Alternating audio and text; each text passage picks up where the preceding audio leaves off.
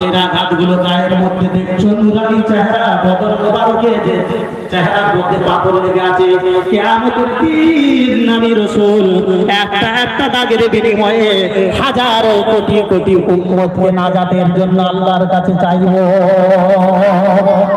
একটু জোরে বলবেন না সুবহানাল্লাহ। এই এক একটা পাথরের দাগের বিনিময়ে বলবো যে আমার উম্মতকে জাহান্নাম থেকে বাঁচিয়ে জান্নাত দিতে হবে আপনাকে। জোরে বলুন সুবহানাল্লাহ। তাহলে আমার নবী আপনাকে আমাকে কত ভালোবাসে, আর আপনি আমি বট গাছের তলায়, খেজুর গাছের তলায়, খাল ধারে, পুকুর ধারে চুপ চুপ বসে আছি। আসলে এদের দোষ নেই, এদেরও দোষ নেই। এদেরকে কে বুঝাবে? এদের সব হাল ছেড়ে দিয়েছে। এদের যদি বউগুলো এদেরকে বুঝাতো, বিবিরাও বুঝাতো, স্বামীরা একটু লাইনে থাকতো না থাকতো। আমাদের সমাজে মুরব্বীরা ইমাম সাহেবরা বুঝাচ্ছে না, আর ওই মানে স্ত্রীও বুঝাচ্ছে না। বাপকে যদি বলা হয় তোমার শরীরকে এমন করছে, বলে ও চাচারে করে ওকে ছেড়ে দিয়েছি, বলছে না বলছে।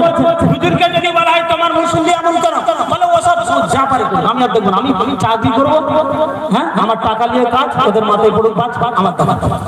তাহলে হুজুরের কথা বললো, বাপ কি বললো? শরীফুলের দায়িত্ব ছেড়ে দিন। এবার ভাবির কাছে গিয়ে বললাম, ভাবি দাদাটা এমন করছে কি হবে? বলে ওর কথা ও রাতে এলো হবে, না এলো হবে কেন? ওর লক্ষ্মী ভান্ডার দেখা যায়। আমার একটা ছেলে টুকটুক করে আলু ভাতে ভাত হয়ে যাবে, ও কোলতলায় শুয়ে থাক আর খালতলায় শুয়ে থাক আমার টাকা। এইসব মানুষগুলো এরা অনেক জ্বালাই, এইসব পোল ধরে বসে আছে। এদেরও দোষ নেই, এদেরও মাথায় হ্যাং করছে, কাজ করছে। এমন অ্যান্টিবায়োটিক চেপিয়েছে পক মিলের মতো, চোখ ধোঁয়া হয়ে যাচ্ছে। কি করবে? পেরেশান, জ্বালা, যন্ত্রণা। ছেলে শরীর খারাপ, বইয়ের শরীর খারাপ, শ্বশুর হুমকি দিচ্ছে, শালা বলছে ধুনে দেবো, পাড়ার লোক বলছে তোর বিচার আছে, হ্যাঁ হ্যাঁ কিচ্ছু হবে না, নেশা করে ঘুরতেছে। এরাই নিশ্চিন্তে আছে, পৃথিবীতে নিশ্চিন্তে আছে দুটো লোক, এক আল্লাহওয়ালা, দুই নেশাওয়ালা। আর যারা এই মাঝে মাঝে এরা টেনশনে রোগা হয়ে যাচ্ছে, সুগার প্রেসার বেড়ে যাচ্ছে। ঠিক বলছি না? দুটো লাইনে গেলে সাইড হয়ে যায়। ভাই নেশা করে ভালো, আর নাহলে আল্লাহর নেশায় ঢুকে যাও, দেখবে তোমার আর কোনো দুশ্চিন্তা থাকবে না, প্রেসার উঠানামা করবে না, সুগার ফল্ট করবে না। আল্লাহ পাক বলছে তোরা মাঝখানে থাকলে বিপদে পড়ে যাবে।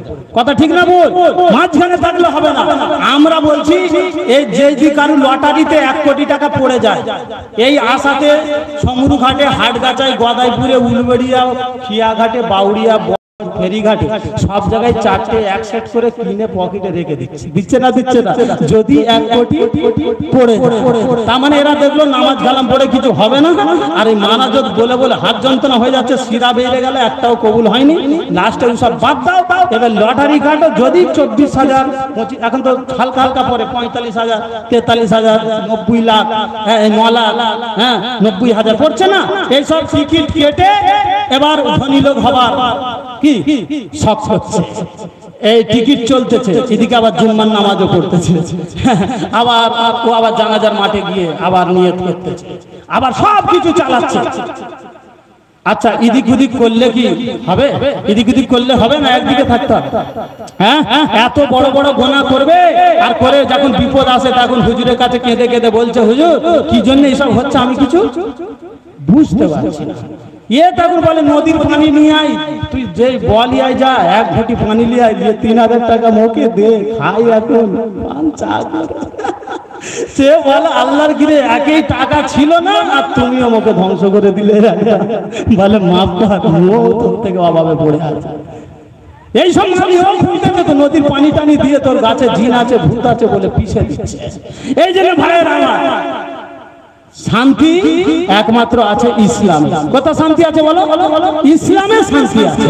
আমার আল্লাহ পাক তাবারক তাআলা আমাদেরকে maaf করবে বলে খুঁজতেছে, আর আমার নবী আমাদের জন্য ইস্তেগফার পড়তেছে, নামাজ পড়ছে, কুরবানি দিচ্ছে। আর আমরা যদি এইভাবে মাতলামি করে বেড়াই, আর আমরা যদি মসজিদের দিকে পিঠ ফিরে যদি ঘুরে চলে যাই, তাহলে আমাদের নসিবে কষ্ট আছে না নেই? এই কথাটা কি বললে খারাপ?